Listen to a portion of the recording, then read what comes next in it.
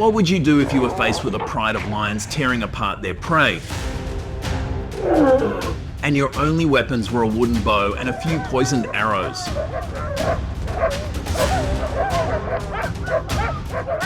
Run away or charge straight in to steal their lunch?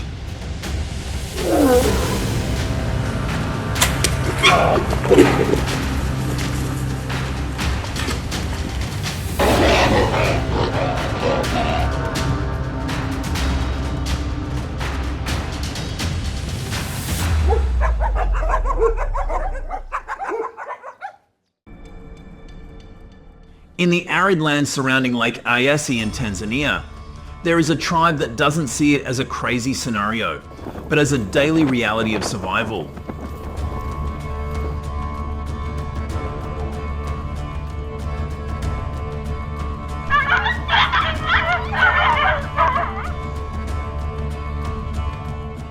They are the Hadzabe, the last descendants of the hunter-gatherer era, who are redefining the limits of human courage in the face of harsh nature.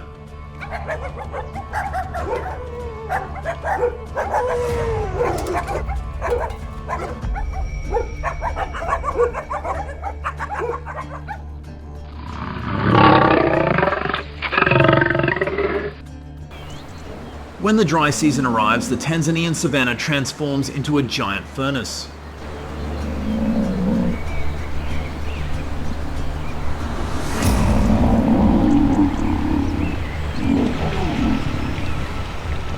Water sources dry up and large animals like zebras and antelopes begin to migrate, bringing with them the most bloodthirsty predators.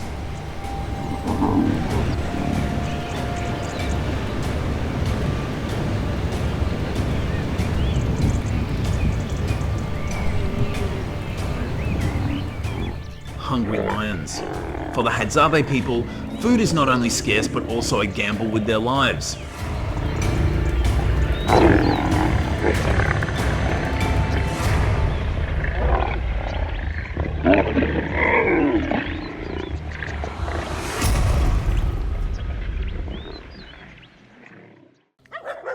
They not only hunt prey, they hunt predators themselves. With their keen sense of smell, the Hadzabe can detect the scent of fresh blood and lion droppings from miles away.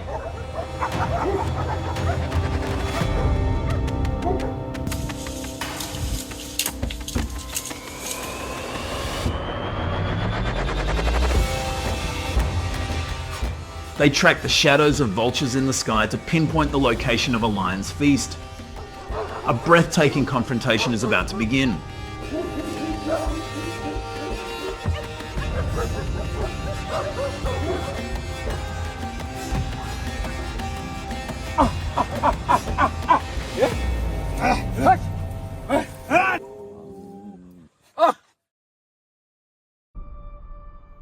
Before going into battle, the hunters would gather around a sacred fire. Their weapons look crude. Bows made of hardwood and meticulously crafted arrows.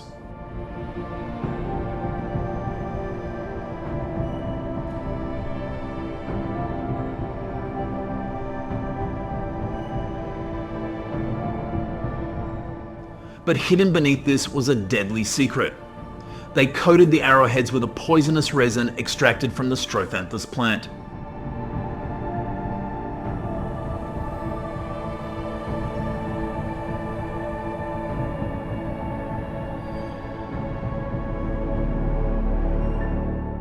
This poison could paralyze the nervous system of a buffalo in an instant, and was the only thing that made lions wary.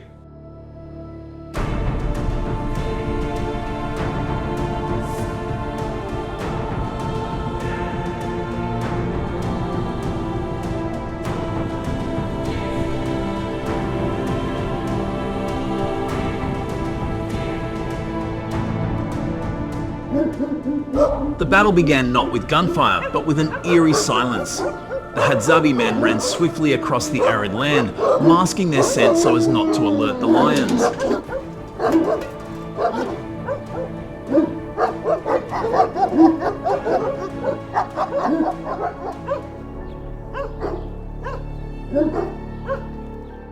When the distance was only a few dozen feet, the tension reached its peak. The lions snarled, their eyes menacing.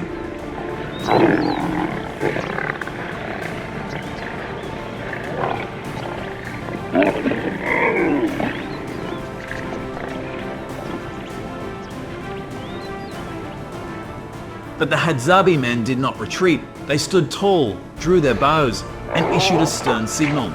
A warning arrow was fired. It was a battle of wits. The lions understood that even a small scratch from the arrow meant danger.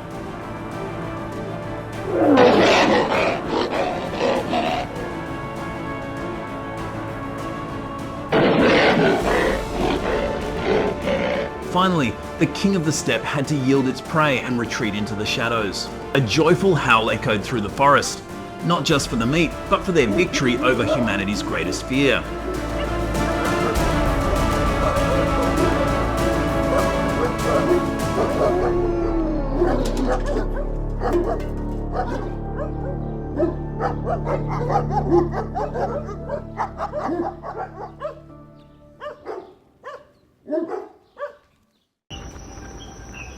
Returning from the deep forest, the tribe welcomed the hunters as heroes.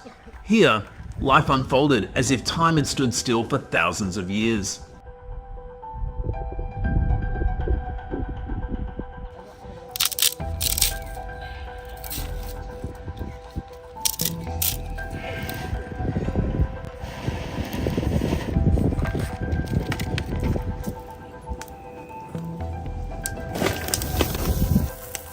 They had no concept of possession, no hoarding. Meat was roasted over a blazing fire, and the freshest, most delicious cuts were eaten raw to absorb the spirit of the animal.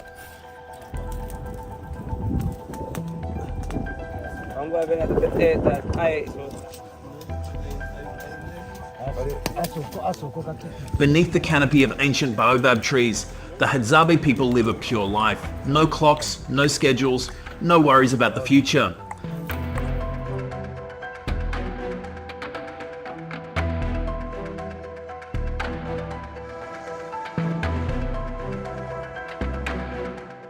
They only have the present, where laughter blends with the men's sound of sharpening bows and the songs of the gathering women.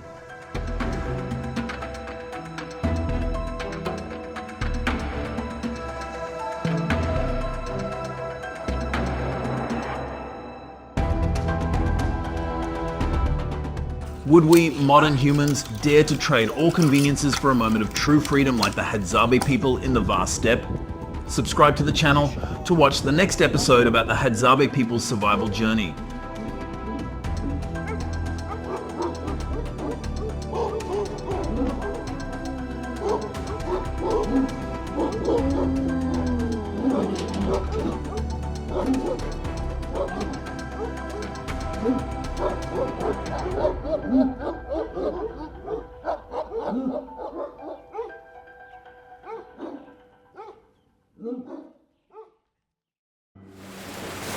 Hello, why risk it all on waters that can be washed away with a single wave? The ocean is a brutal force containing treasures that require skill and courage to harvest.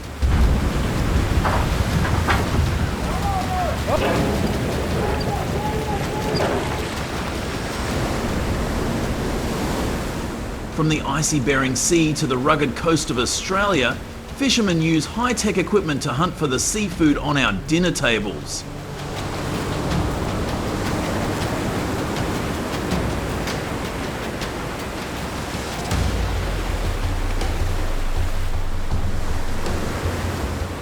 Their true story is a dramatic battle with nature, where every catch is difficult and every trip a test of survival.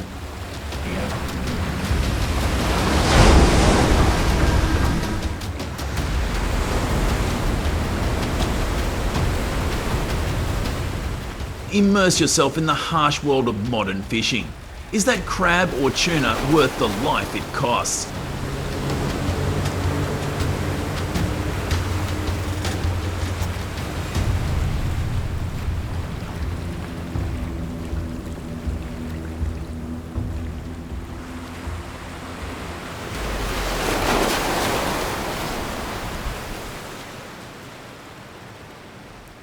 In the nutrient-rich estuaries from Alaska's Aleutian Islands to California's Point Conception, Dungeness crabs thrive on muddy ocean floors.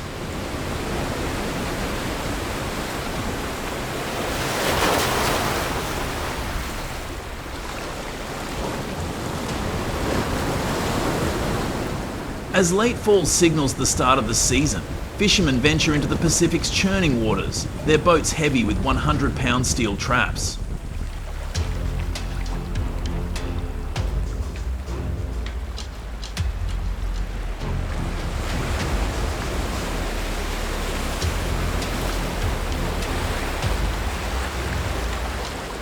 Baited with squid or fish scraps, these traps plunge to depths of 50 to 250 feet, marked by buoys that bob like sentinels in the relentless surf.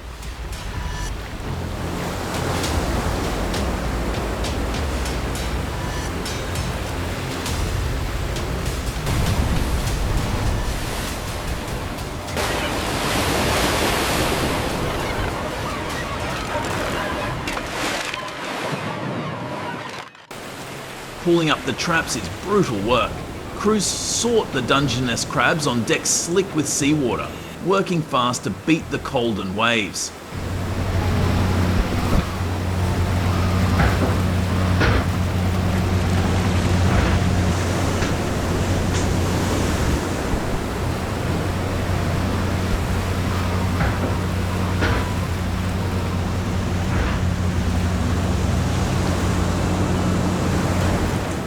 The catches stored in seawater tanks, kept alive for up to 2 weeks to ensure fresh, high-quality meat.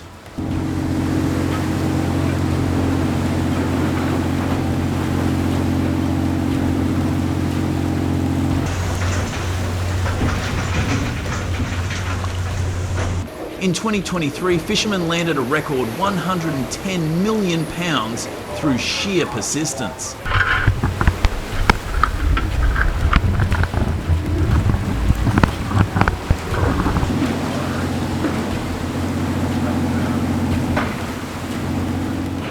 But challenges loom. By 2024, harvest dropped to 78 million pounds, hit by ocean acidification that disrupts crab feeding grounds.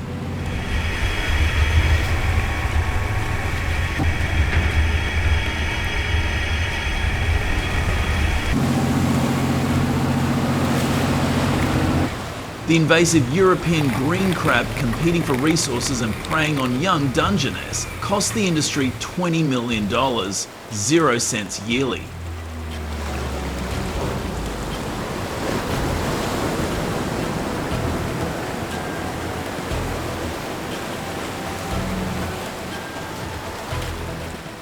Washington's efforts to remove 450,000 green crabs from 2021 to 2023 show resolve. But the struggle to protect this fishery continues.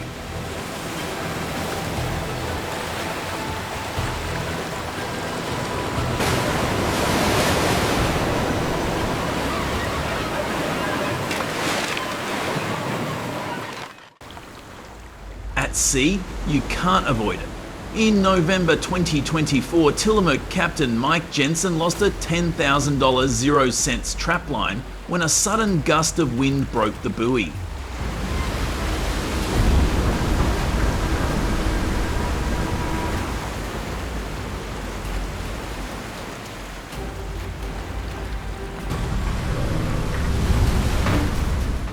You have to check the weather twice, your gear 3 times, or the sea will wash it all away, he said, his crew working 14 hours to salvage what was left.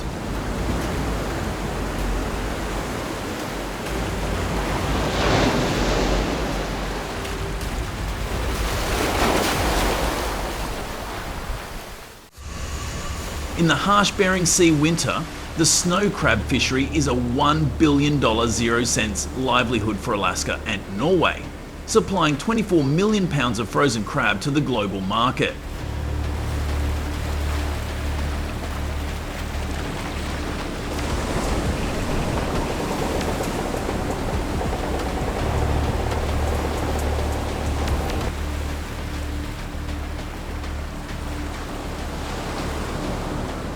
Fishermen prepare for months, outfitting their boats with reinforced hulls and thermal equipment to withstand -30 DEGF storms that can freeze the gear.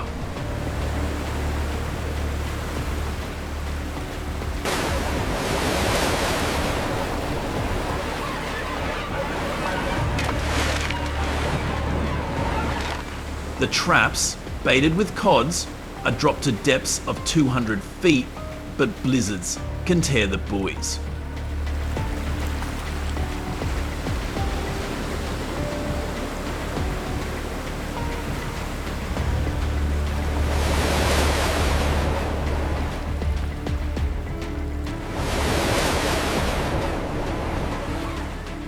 On board, crews work in the cold, hauling traps and sorting crabs on the icy decks. At the processing plants, the crabs are cleaned, boiled for 15 minutes and frozen in 0 DF brine, then glazed for export.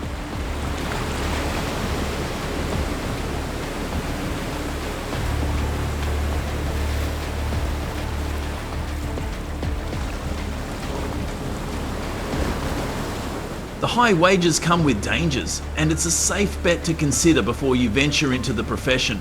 For fishermen, a good catch means stability for their families. A bad one can mean bankruptcy.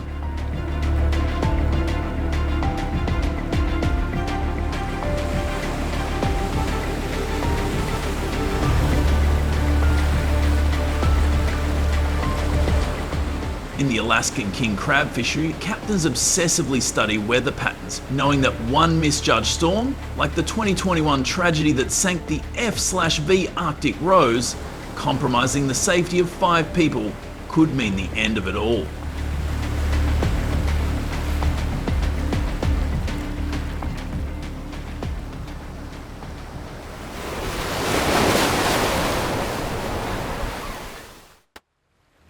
Crews drop traps 500 feet deep, baited with pollock, and return days later to drag them through windy seas. Sorting crabs on deck, they avoid broken ropes that can break bones.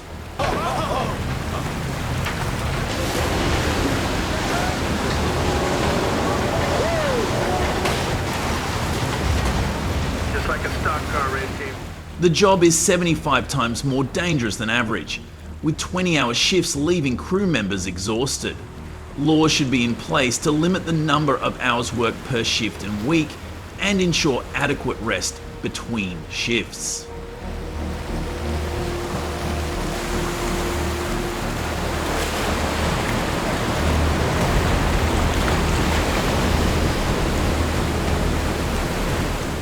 Commercial fishing consumes 30 times more crab than the average traditional fishery. Climate change alters their migration patterns, invasive species ravages ecosystems, and trade wars choke markets.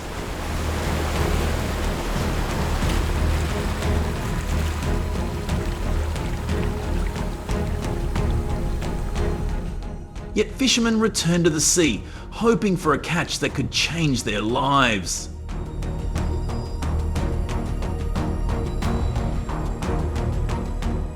From the precision of Mediterranean nets to Russian ice traps, modern technology has matched the human will to continue on a never-ending journey.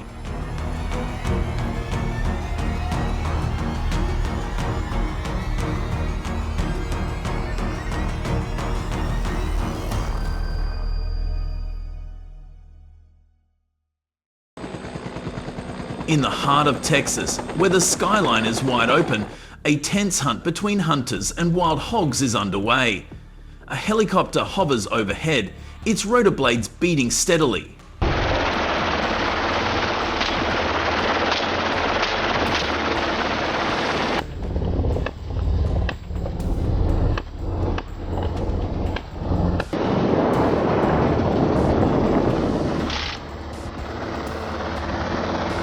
Below, a thermal camera spots a herd of giant wild hogs, 300-pound beasts, charging through the fields.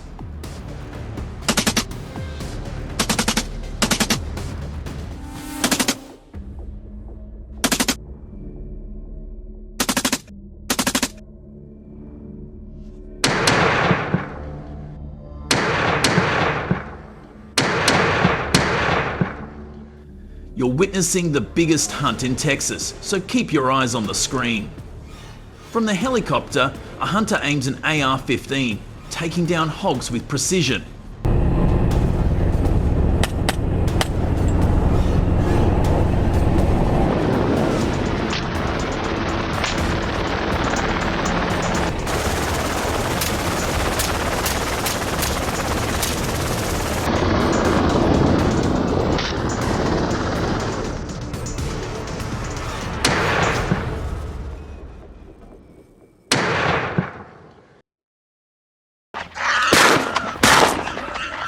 Why hunt by helicopter? Wild boars are not as easy to catch as they used to be. These wild boars are smart, they are ruthless.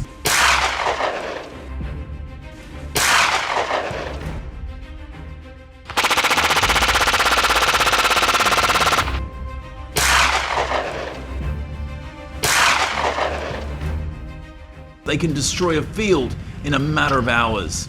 And we don't have time to wait. I've tried everything, said one seasoned hunter.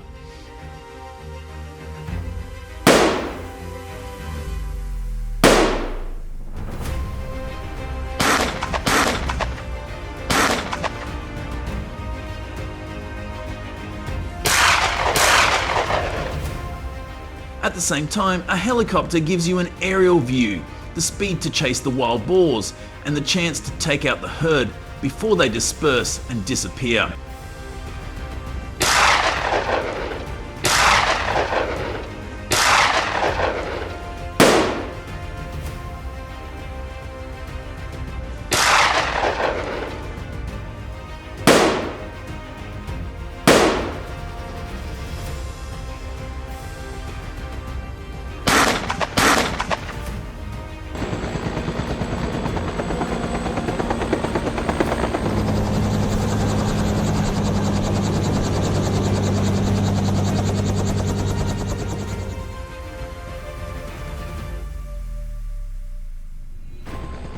Meanwhile, the AR-15 is the weapon of choice for wild boar hunting there, because it is light, accurate, and stable, even when the helicopter is shaking.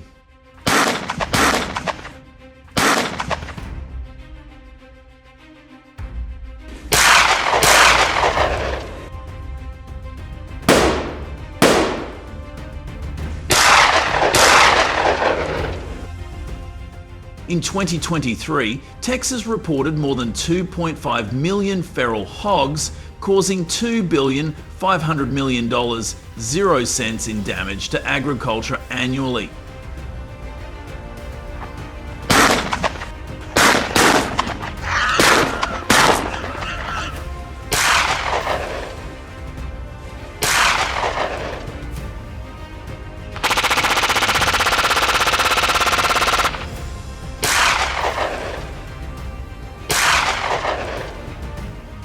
Helicopters have become an important tool in keeping up with the devastation.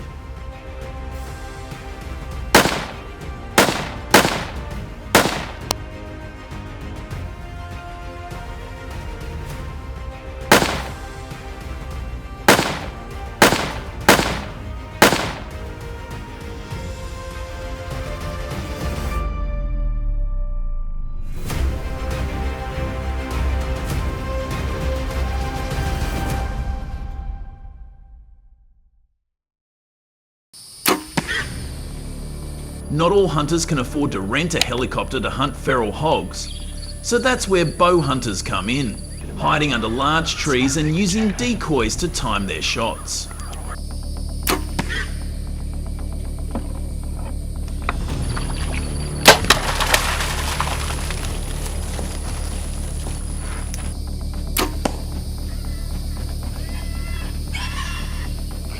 Hunters can hunt close to home and farm using bows and arrows.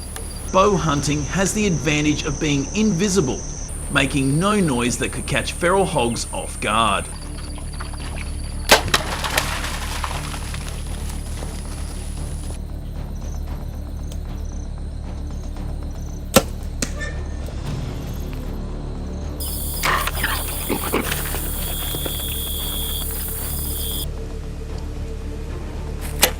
It happened again. Bow hunting is growing in popularity with more than 10,000 licensed bow hunters in Texas by 2024, many of whom hunt feral hogs to protect local farms.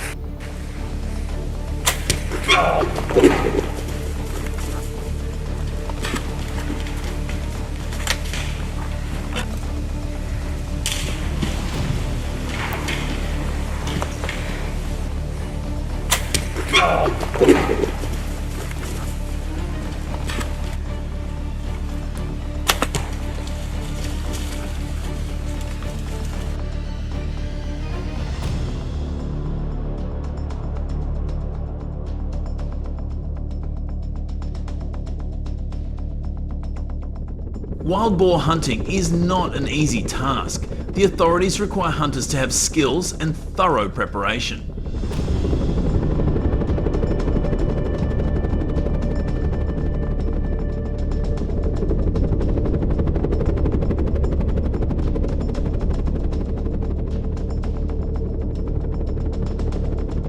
They learn how to control the plane, calculate the wind and speed, and most importantly, practice the ability to shoot accurately in difficult conditions while moving.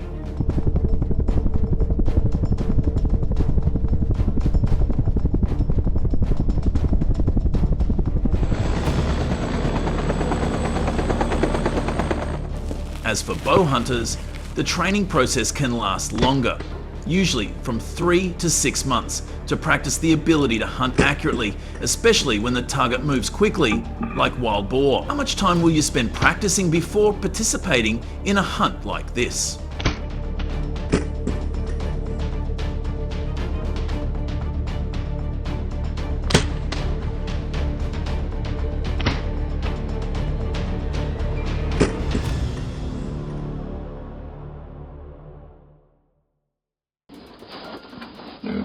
But why go through all this effort?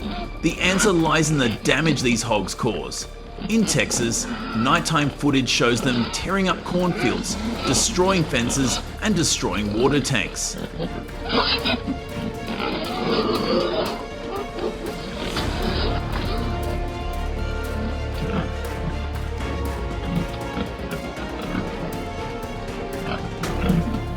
They often attack in large packs.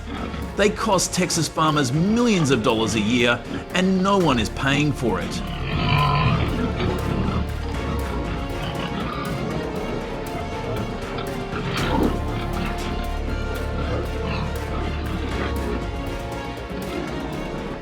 I lost my pumpkin patch one night, one frustrated farmer shared. Feral hogs destroy 10 to 20% of Texas's crops each year, and livestock attacks have increased by 15% since 2020.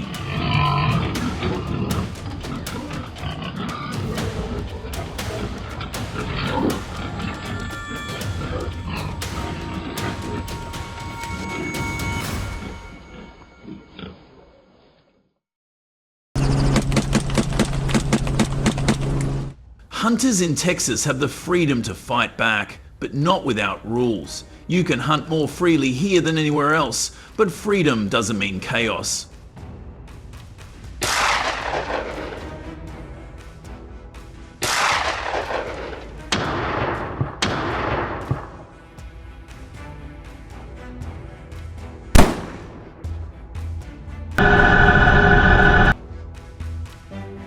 Helicopters require a license. Pilots require certification. Paperwork, safety checks, and legal briefings are required before wild boar hunting.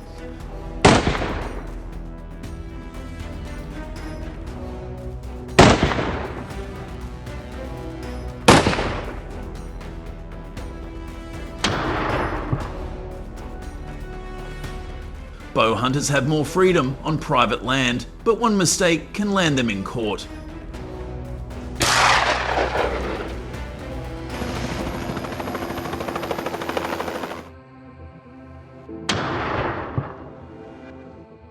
Wild hog hunting in Texas can be a great learning experience. Comment below what you think of this video and let us know if you have any tips. And wild hogs is underway. A helicopter.